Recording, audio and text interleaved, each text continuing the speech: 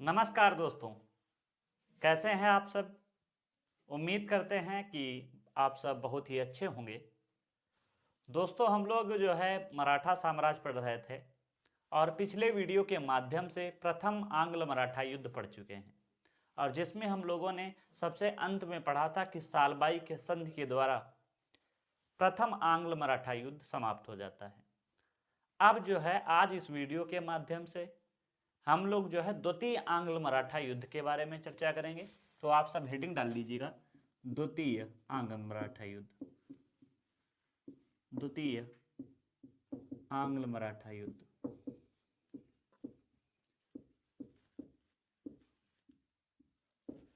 कब से कब तक? 1803 से 1805 ईस्वी तक। इस युद्ध के कारण क्या हैं? सबसे पहले बात आती है कि इस युद्ध के कारण क्या हैं। तो कारण में सबसे मुख्य कारण यही है कि जितने भी मराठा हैं उनमें आपसी द्वेष। आप सभी को मैंने बताया था कि मराठा साम्राज्य कई भागों में बट गया था। जैसे आप सभी को पता है, पूना के पेशवा, नागपुर के भोसले,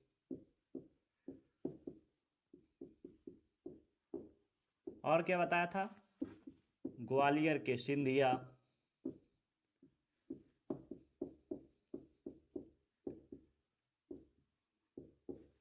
इसके अलावा नागपुर हो गया, और बड़ौदा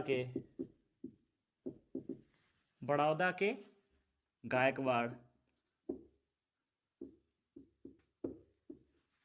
और इंदौर के होलकर। इस तरीके से हम कह सकते हैं कि मराठा साम्राज्य विभक्त है। पूना का पेशवा है, नागपुर का भोसले, ग्वालियर का सिंधिया, बड़ौदा का गायकवाड़ और इंदौर का होलकर। अब दोस्तों समय आता है 1800 का समय आता है जब जो नाना फडणवीस थे उनकी हो जाती है मृत्यु। और मैंने बताया था कि 1796 में क्या हुआ था, जो माधवराव द्वितीय है वो आत्महत्या कर लेता है और उसके बाद में गद्दी पर बैठता है बाजीराव द्वितीय, जो रघुनाथ राव का पुत्र था। तो इस समय अगर हम बात करें 1803 के समय, इसको मैं साफ कर लेता हूं, एक मिनट। अगर हम इसको बात करें तो इस समय पेशवा कौन है? पेशवा की बात करें, बाजीराव द्वितीय है। हो सकता है पूछा जाए कि द्वितीय आंग्ल मराठा युद्ध के समय पेशवा कौन था, तो बाजीराव द्वितीय। और गवर्नर या गवर्नर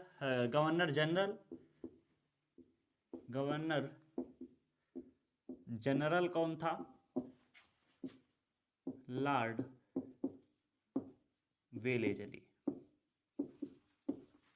मैंने बताया इस युद्ध का मुख्य कारण क्या है कि जितने भी ये क्षेत्र, जो पूना के पेशवा हैं, नागपुर के भोसले हैं, ये जितने भी लोग हैं इनमें आपसी द्वेष है, एक दूसरे के साथ लगातार युद्ध कर रहे हैं।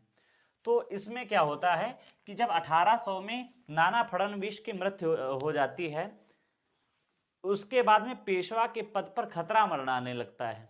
अर्थात बाजीराव द्वितीय जो है ये तो वंशज नहीं है और गद्दी पर बैठा है, तो इस पर खतरा था कि इसकी पूना की जो गद्दी है इसके पास से चली न जाए। और उधर हम बात करें तो जो सिंधिया हैं और होलकर हैं ये आपस में लड़ रहे हैं। तो जो पूना का पेशवा है और ग्वालियर के सिंधिया, इन्होंने संयुक्त एक मीटिंग की, या कह सकते हो एक संधि की।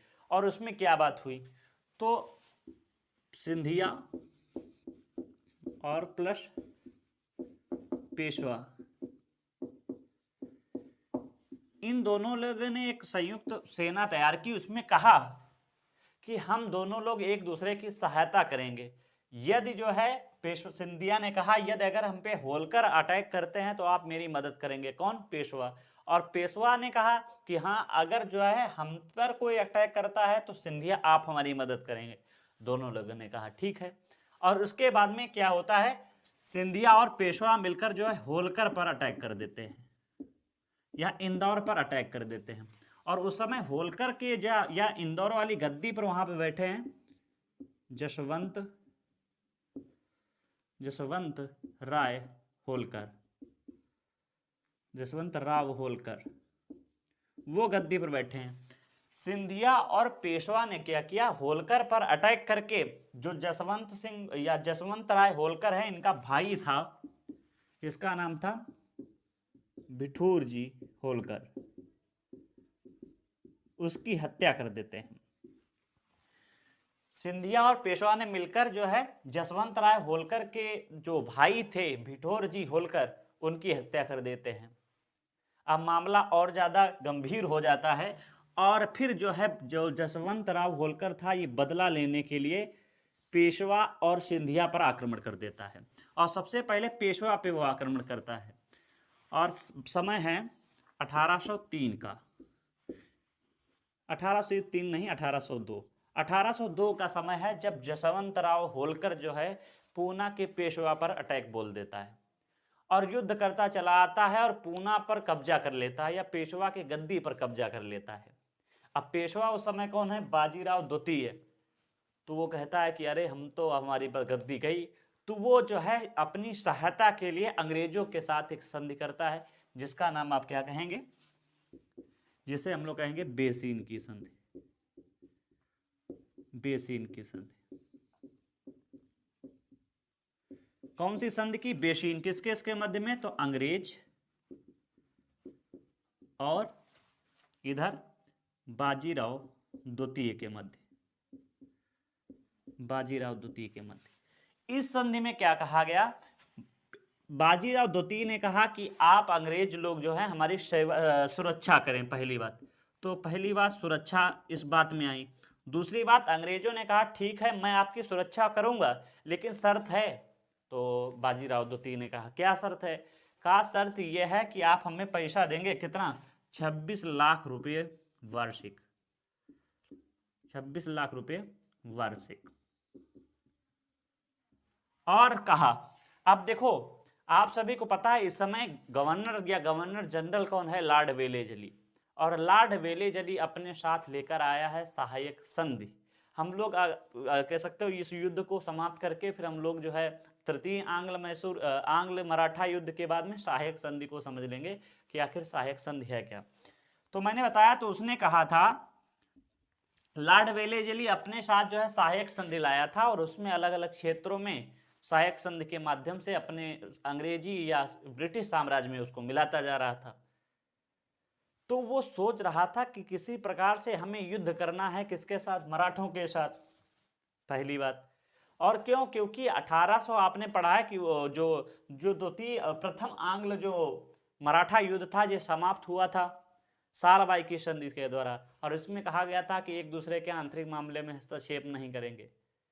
तो जो लॉर्ड वेलेजली था ये आंतरिक मामले में हस्तक्षेप नहीं कर पा रहा था, लेकिन ये एक बहाना ढूंढ रहा था कि कहीं से भी हमको एक पॉइंट मिले जहां से हम फिर मराठों पे अटैक कर पाए।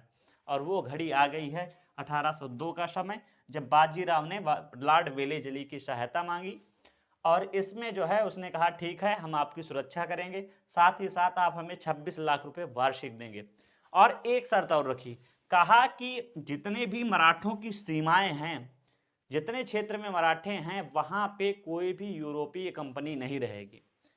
तो ये लिखना है, कोई अन्य यूरोपीय नहीं, अन्य यूरोपीय नहीं। कहा कि मराठों की सीमा में कोई अन्य यूरोपीय या ब्रिटिश के अलावा कोई भी यूरोपीय यहाँ पे नहीं रहेंगे। और कहा कि अगर भविष्य में मराठे और निजाम लड़ते हैं तो उसमें जो है हम समझौता कराएंगे, कौन, अर्थात अंग्रेज जो है समझौता कराएंगे। ये संधि होती है बेसीन की संधि। सर देसाई क्या कहते हैं, सर देसाई जी कहते हैं, जो एक महान इतिहासकार रहे, वो कहते हैं कि जो ये बेसीन की संधि हुई इसमें शिवाजी ने जो मराठा साम्राज्य की नींव रखी थी उसका अंत हो गया। किसका संधि द्वारा, बेसीन की संधि द्वारा। क्योंकि इसमें देखो जितना भी कह सकते हो विदेशी या बाहर जितने भी निर्णय होंगे अब कौन लेगा, अंग्रेज लेंगे। क्योंकि अंग्रेज ने कहा है कि अगर निजाम अटैक करेंगे या अन्य कोई व्यक्ति अटैक करेगा तो उसमें निर्णय हम कराएंगे। ये किस संधि के द्वारा? बीसिन। तो अब जो है निर्णय करने की शक्ति तो पेशवा के पास रही नहीं है। इसके अलावा फिर क्या होता है, ये युद्ध जो है या फिर इस संधि में जो है अंग्रेज जो है बात मानते हैं और फिर इनकी सहायता करते हैं, किसकी? बाजीराव द्वितीय की। अब दोस्तों क्या होता है, अब बाजीराव द्वितीय जो है थोड़े दिन तो मामला शांत हो गया, 1 साल लगभग। तो बाजीराव द्वितीय सोच रहा है यार हम तो ठग गए हैं लगता है, और अंग्रेजों ने हमको बेवकूफ़ बना दिया है। तो उसका बाजीराव द्वितीय इस संधि का विरोध करने लगता है। अब जब विरोध होगा तो अंग्रेज लोग, भैया जैसे एक मिनट मान लीजिए कि आप किसी को 2 रोटी दे दिए कि ले जाओ, और उसके अंदर का नहीं अब हमको ये रोटी दो, तो क्या वो इतने लिए दे देगा? नहीं देगा ना। तो इस प्रकार से अंग्रेज भी क्या कर रहे थे, अंग्रेज जो है जब ये बाजीराव द्वितीय जो संधि थी उसको मानने से इनकार करने लगा, तो अब अंग्रेज जो है युद्ध के लिए तैयार हो गए। और उस समय हमने बताया ना कि गवर्नर कौन है? Lord Wellesley. इसने जो है 2 टीमें तैयार की। तो इसको हम इधर लिख देते हैं, थोड़ा ही रह गया है युद्ध, चलो साफ कर देते हैं 1 मिनट। ये आप नोट करना चाहे तो नोट कर लें, आगे फिर हम लोग बढ़ते हैं।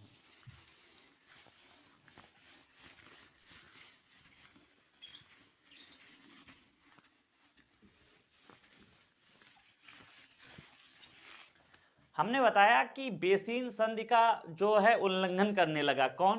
बाजीराव द्वितीय, क्योंकि वो जानता था कि यार लगता है हम ठग गए हैं इस संधि के द्वारा। तो फिर जो है लॉर्ड वेलेजली अटैक करने लगता है।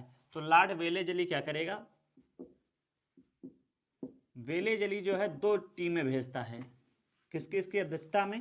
तो एक उत्तर की तरफ और एक दक्षिण की तरफ। उत्तर की तरफ आर्थर वेलेजली की अध्यक्षता में, आर्थर वेलेजली, ये जो है वेलेजली का भाई था, और इधर जनरल लेक की अध्यक्षता में।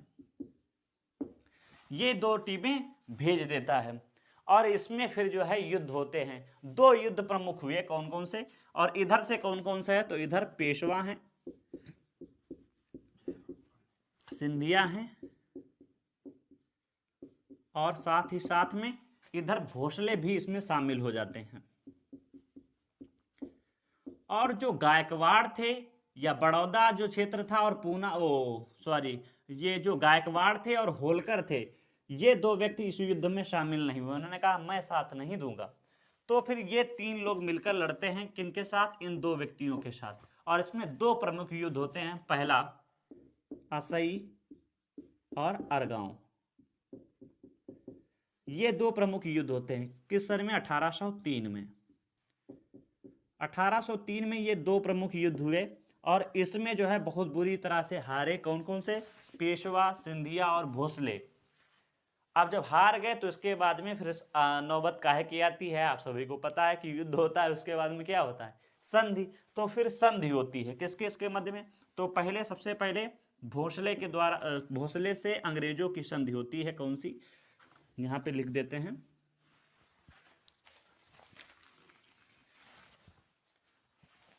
पहली देवराई की संधि। देवराई की संधि किसके इसके मध्य में? अंग्रेज और भोसले के मध्य। क्योंकि भोसले कहाँ पे हैं? तो आपने जाना कि नागपुर वाले क्षेत्र में है। तो वहां पे कई क्षेत्र जो है अंग्रेजों ने ले लिया, और साथ ही साथ एक संधि में अपनी पॉइंट और रखा। उन्होंने कहा कि अब जो है आपके क्षेत्र में, अर्थात जो नागपुर वाला क्षेत्र होगा, वहां पे एक अंग्रेजी रेजिडेंस रहेगा। अर्थात यहां पे एक व्यक्ति नियुक्त किया गया, माउंट एल्फिन। माउंट एल्फिन जो है नियुक्त किया गया। इस प्रकार से देवराई की संधि हुई अंग्रेज और भोसले के मध्य में। इसके बाद में सुरजी अर्जन की संधि। सुरजी अर्जन की संधि ये कब होती है? तो ये भी 1803, ये भी 1803 में। ये किस किस के मध्य में? तो अंग्रेज और सिंधिया के मध्य। इसमें क्या होता है, यहाँ पे भी कई जो है क्षेत्र अंग्रेज ले लेते हैं और साथ ही साथ में यहाँ पे भी एक ब्रिटिश रेजिडेंट रखा जाता है जिसका नाम था माल्कन। माल्कन को यहाँ पे नियुक्त किया जाता है और माउंट एल्फिन को यहाँ पे नियुक्त किया जाता है भोसले वाले क्षेत्र में, और सिंधिया वाले क्षेत्र में माल्कन को नियुक्त किया जाता है। इसके बाद में 1804 में एक और संधि होती है जिसका नाम है बुरहानपुर की संधि। ये किस किस के मध्य में होती है, तो ये अंग्रेज और सिंधिया के मध्य में। इसमें जो सहायक संधि थी वेलेजली की, उसको मानना पड़ता है कि इसको सिंधिया को। और उसके बाद में अब क्या होता है, अब क्षेत्र कौन से रह गए, तो ये गायकवाड़ और होलकर रह गए, क्योंकि ये तीन क्षेत्र जो है किसमें मिल गए हैं, तो सहायक संधि को मान लिए हैं। अब दो व्यक्ति रह गए हैं, बड़ौदा वाले और इंदौर वाले। लॉर्ड वेलेजली ने इन पे भी धावा बोलना शुरू कर दिया कि आप जिस प्रकार से तुम्हारे जो साथी रहे हैं उन्होंने सहायक संधि मान ली है, आप भी जो है सहायक संधि मान लीजिए। तो इन दोनों लोगों ने सहायक संधि मानने से इनकार कर दिया। तो लगभग में लॉर्ड वेलेजली ने इन दोनों पे 4 बार आक्रमण किया। कितनी बार? 4 बार, लेकिन असफल रहता है। फिर आखिर में क्या होता है, 1805 में जो लॉर्ड वेलेजली था इसको पुनः जो है बुला लिया जाता है, कहाँ पे, इंग्लैंड, और ये चला जाता है इंग्लैंड, और इस प्रकार से ये युद्ध हो जाता है समाप्त 1805 में। तो ये रही है पूरी रूपरेखा किसकी, तो हम कहेंगे द्वितीय आंग्ल मराठा युद्ध की। अब देखो इसमें मुख्य मुख्य चीजें क्या याद रखनी है, मैं इसको नोट कर देता हूं, देखिएगा।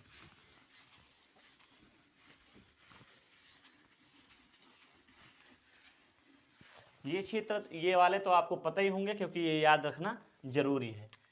सबसे पहले गवर्नर जनरल कौन है,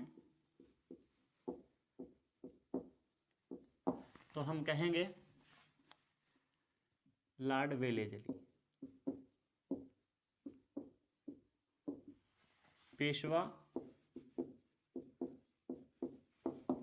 पेशवा कौन है, बाजीराव द्वितीय। संधि कौन कौन सी हुई, तो आपको याद रखना, इनका क्रम कभी कभी पूछ देता है। तो सबसे पहले बेशिन की संधि, बेशिन की संधि 1802 ईस्वी में।